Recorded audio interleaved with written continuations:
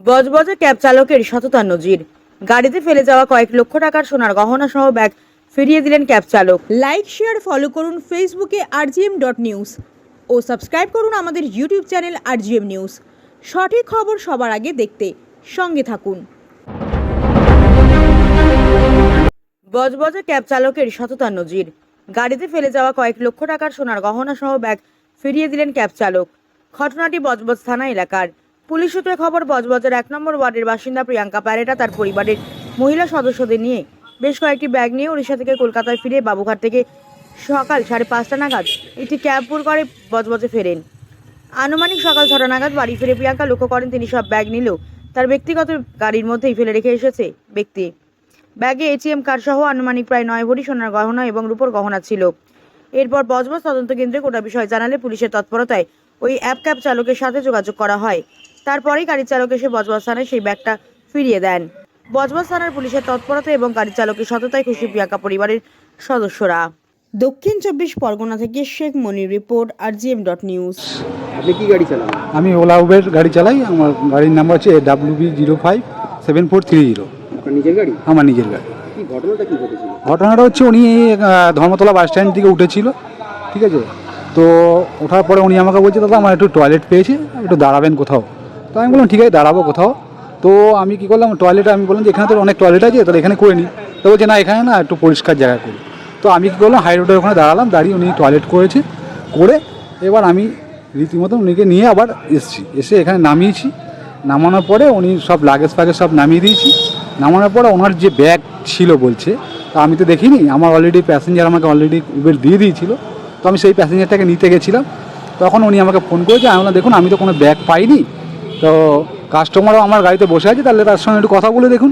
সে কথা বলেছে, কি বলেছে আমি জানি না, ঠিক আছে, বলেছি। তো বলার পরে এবারে কাস্টমার আমাকে ব্যাগটা পেয়ে দিয়েছে, সিটের তলায় পড়েছিল। তো এবার আমাকে থানার থেকে ফোন করেছিল। এনারাও বারবার করে আমাকে ক্লেম করছে, বলছে আপনাকে ট্যাগ করা হচ্ছে, ওই করা হচ্ছে। তাই আমি বললাম দেখুন, থানার থেকে আমাকে বলেছে আমি থানাতে দিয়ে আসবো, কিন্তু আমি এখন শ্রীরামপুরের দিকে আছি, তো আমার আসতে একটু 2 ঘন্টা টাইম লাগবে। তারপরে আমাকে উল্টোপাল্টা থ্রেট করেছে। তারপর আমি স্যারকে ফোন করলাম, স্যার বললেন যে আপনাকে আর কেউ করবে না, আপনি আসুন। তাই আমি বললাম স্যার আমাকে 2 ঘন্টা টাইম দিন, আমি একটা প্যাসেঞ্জার ছেড়ে দিয়ে আমি আসছি। তারপর আমি এখানে, হ্যাঁ, এটা কখনকার ঘটনা? এই যে সকাল ওই 5টা নাগাদ, ফার্স্ট সকাল আজকে। তো এবারে স্যার প্যাসেঞ্জার নামিয়ে আমি স্যারের কাছে এসে দিলাম জিনিসটা। স্যাররা বললো সব ঠিক আছে, ওকে। এই দেখে এখন আমাকে কোনোভাবে কি আপনি ভয় পেয়ে ফেরত দিলেন? মানে যেখানে আপনি তো বলতেই পারতেন। না, আমি বলতে পারতাম। দেখুন, ভয়ের ব্যাপার নাই, এটা হচ্ছে আমাদের উবের, আমাদের সেভাবে ট্রেনিং দেওয়া হয়েছে যে যাতে জিনিসটা দেওয়া হয়। এবার সবার মতন সবাই সমান হয় না। তো আমি যেটা আমার ভালো লেগেছে, আমি সে বললাম স্যার আমি দিয়ে যাচ্ছি। তো কে কে আছে? আমার বাড়িতে একটা ছেলে একটা মেয়ে আছে। মেয়ের বয়স ওই ধরুন 18-19 বছর বয়স। ছেলের ওই 13-14 বছর। আপনার তো মনে হতেই পারতো ব্যাগটা ফেরত দেবো। হ্যাঁ, আপনার তো মনে হতেই পারতো ব্যাগটা ফেরত দেবো। হ্যাঁ, হতে পারতো, কিন্তু আমি দেখলাম যে না, জিনিসটা সে কান্দাকাটি করলো, আমাকে অনেকবার অনেক কিছু বলেছে। তারপরও আমি থানার থেকে যখন ফোন করেছি, আমি শিওর হয়ে গেলাম যে তাহলে আমি থানায় দিয়ে আসাটাই বেটার। কত টাকার মতন জিনিস ছিল? মোটামুটি ধরে যখন 10-15 লাখ টাকার উপরে হবে, কেন অনেক যা জিনিস দেখলাম আমি। ওনারা কি বললেন পাওয়ার পরে? ওনারা এখনও কিছু বলেনি আমাকে। পুলিশ কি বলল? ঠিক আছে, পুলিশ বলে থ্যাংক ইউ এসব বলছে। আগেও কখনো কোনো কিছু ফেরত দিয়েছিলেন ব্যাগে? হ্যাঁ, আমি আগেও অনেকবার, আমি ব্যাগ না, আমি অন্য কিছু পেয়েছিলাম, দিয়েছিলাম। ঠিক আছে, আমাকে উবের থেকেও ফোন করেছিল একটু আগে। বাড়ি কোথায়? আমার বাড়ি বাগাওয়াতে। আপনি কোথা থেকে কোথায় আসছিলেন? আমি বাবুঘাট থেকে বজবজে আসছিলাম, কিসে করে? ক্যাব করে উবেরে। তারপরে আসার সময় আমার লাগেজগুলো ছিল, লাগেজগুলো সব বার করলাম। বার করার পরে আমার পিছনে আমার যে স্লিং ব্যাগটা ছিল ও পিছনে আমি রেখেছিলাম। আমার বাচ্চা ছিল, তো বাচ্চা একটু কান্নাকাটি করছিল বলে আমি অ্যাবসেন্ট মাইন্ডে ব্যাগটা ছেড়ে গেছিলাম। তারপরে ঘরে গিয়ে দেখলাম কি আমার সব ব্যাগগুলো আছে, বাট আমার ব্যাগটা নেই। তো তখন আমি হঠাৎ করে উবেরকে কল করলাম, বাট কাস্টমার কেয়ারের নাম্বার মানে লাগছিল না। তো এমনি করে আমরা চলে এসেছি পুলিশ স্টেশনে। আমি 100 নাম্বারে কল করলাম। তারপরে উনি বললেন যে আপনি নিয়ারেস্ট পুলিশ স্টেশন যান। তা আমি নিয়ারেস্ট পুলিশ স্টেশন এসে স্যারকে দেখা করলাম। স্যারকে বললাম এই ব্যাপার। স্যার খুবই হেল্প করেছেন আমাকে। স্যার সবাইকে ফোন করে আর ট্যাক্সি ড্রাইভারকে ট্র্যাক করে, আর আমরা উবেরকে ওই মেল ডাললাম। তো মেল করে ওনার নাম্বার পেলাম, ড্রাইভার নাম্বার। তো তখন সব করে আমরা ফির স্যার ট্র্যাক করে আর ফির উনি এসছেন আমার জিনিসপত্রগুলো সব ব্যাগে দিতেন। কি কি ছিল?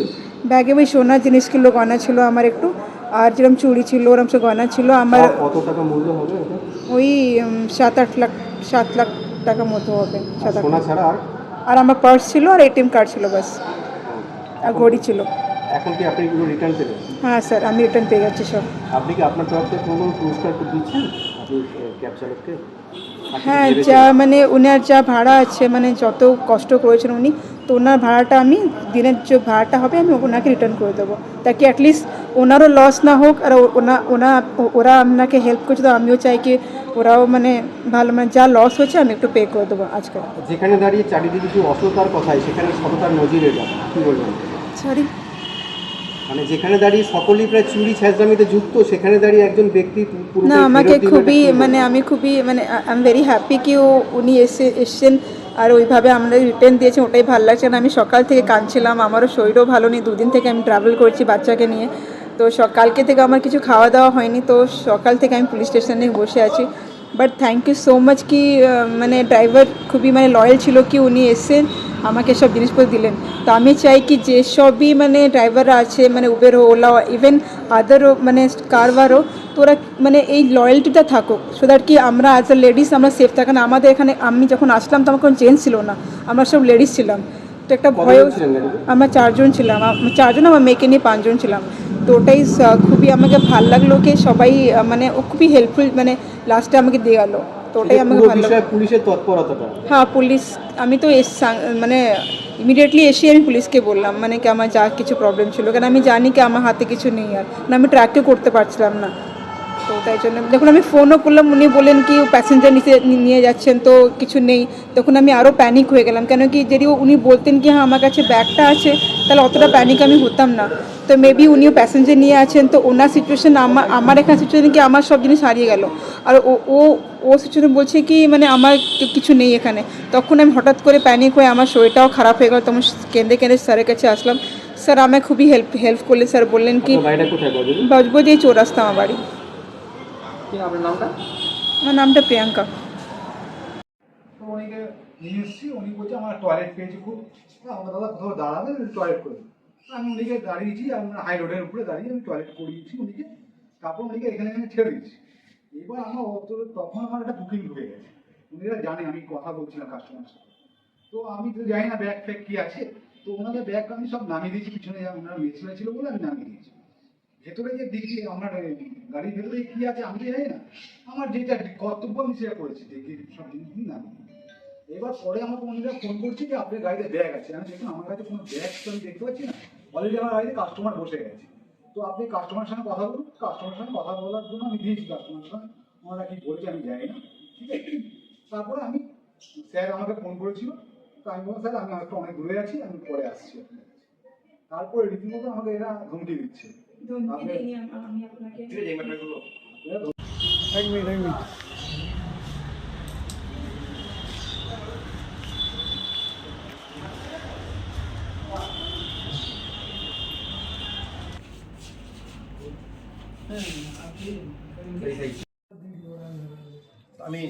দিয়ে দিচ্ছি।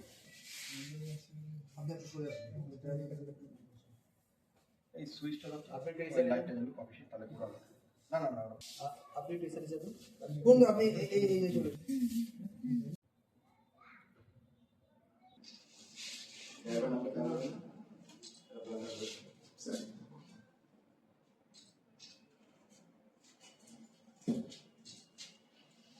চলে বলবে